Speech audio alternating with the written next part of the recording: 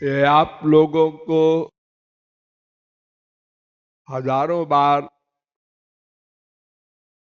बताया गया है कि भगवान का रूप ध्यान ही प्रमुख साधना है। उसके साथ संकीर्तन आदि भी अच्छा है, किंतु जब प्रैक्टिकल करने चलते हैं, आप भगवान का रूप ध्यान करने चलते हैं, तो जिसके मन का जहां पहले अधिक अटैचमेंट है, उसका स्मरण नेचुरल होने लगता है, भगवान का ध्यान भूल जाता है और भगवान के स्थान पर वो पुराना अभ्यास सामने आ जाता है। यानी मन ध्यान से हटकर जहां उसका अधिक अटैचमेंट है वहां चला जाता है। ये स्वाभाविक है।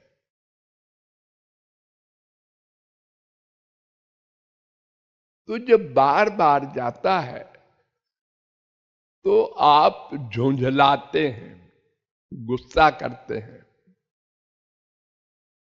और जब गुस्सा करते हैं तो मन और अधिक बिगड़ जाता है।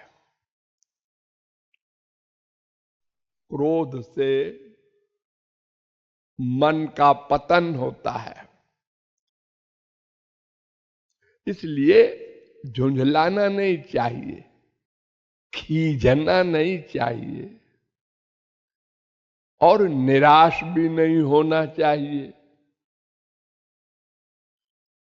निरुत्साहस्य दीनस्य, अगर निराशा आ गई तो फिर आप साधना ही नहीं कर सकते। संसार में जितनी चीजें आपने सीखी हैं, एकदम कोई चीज नहीं आ गई आपको। बहुत अभ्यास किया है, बहुत गलतियां की हैं, लेकिन आप हिम्मत नहीं हारे। काका गागा भी आपको नहीं आता था, उस समय भी डांट खाया है आपने टीचर की। दर्जा 1 से लेकर और बृहस्पति तक सब गलती करते हैं, कोई सर्वज्ञ नहीं है। यद्यपि ये दावा आप लोगों को मिथ्याभिमान के कारण होता है, मैंने कोई गलती नहीं की। गुरु भी अगर गलती निकाले तो तुरंत आप लोग जवाब दे देते हैं उसको, नहीं महाराज जी ऐसा नहीं है। इतनी खराब आदत है, यह बड़ा भारी अपराध है। गुरु के दोष निकालने पर, बताने पर सौभाग्य न माने, उल्टा उत्तर दे, ये नामा अपराध है। और ऐसा करने वाले का कभी उद्धार नहीं हो सकता। चैलेंज है कृपालु का।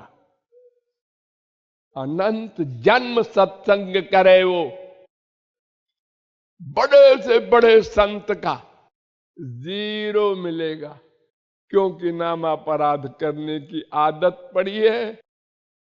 तो जो कमाएगा गमाएगा, कमाएगा गमाएगा। और ये सब आप लोगों में ये दोष है,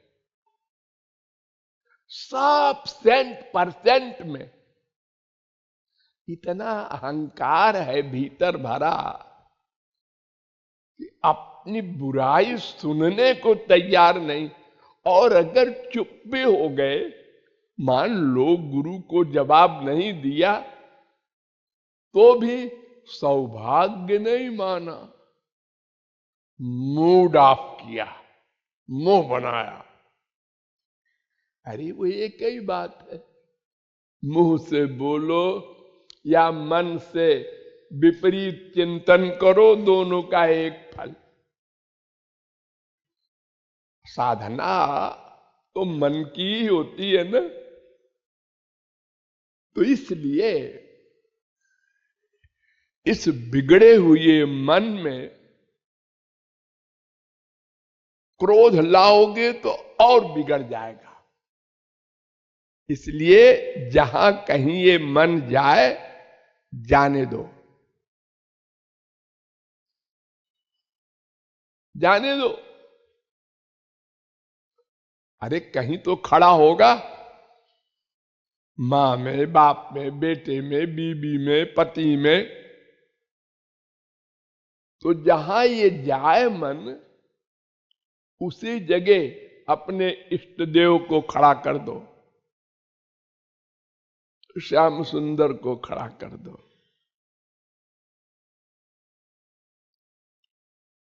फिर कहीं गया, वहां खड़ा कर दो।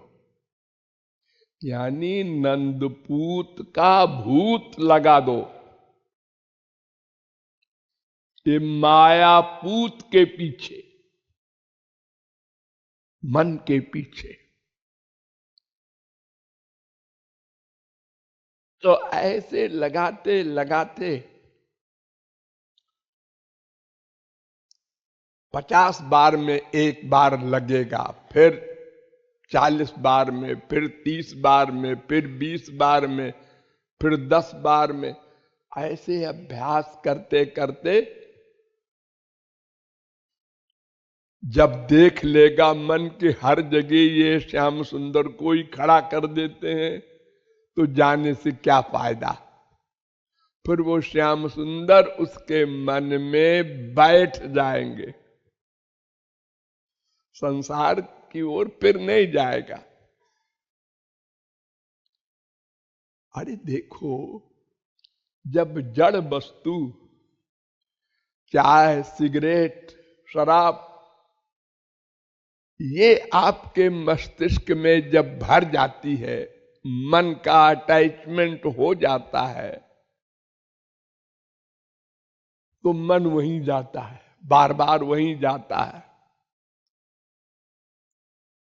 तो अगर श्याम सुंदर का स्मरण बार बार करेंगे, तो जैसा भगवान श्री कृष्ण ने उद्धव से कहा था, विषयान ध्यायतः पुंसो विषयेषु विसज्जते माम अनुस्मरतश्चित्तम मय्येव प्रविलीयते। भागवत वेद में भी कहा है, योग सुखोपनिषद में, मां मनुस्मरतश्चित्तम मय्येव प्रविलीयते। जो भगवान का बार बार स्मरण करेगा, तो भगवान में अटैचमेंट हो जाएगा। जब संसारी गंदी चीज में बार बार चिंतन से अटैचमेंट हो जाता है, तो भगवान में क्यों नहीं होगा? वो तो आनंद सिंधु है। लेकिन बार बार चिंतन करना होगा, वही हमारे हैं, उन्हीं में आनंद है। आत्मा का नाता उन्हीं से है। हम शरीर नहीं है, आत्मा है, वे ही हमारे हितैषी हैं। बाकी सब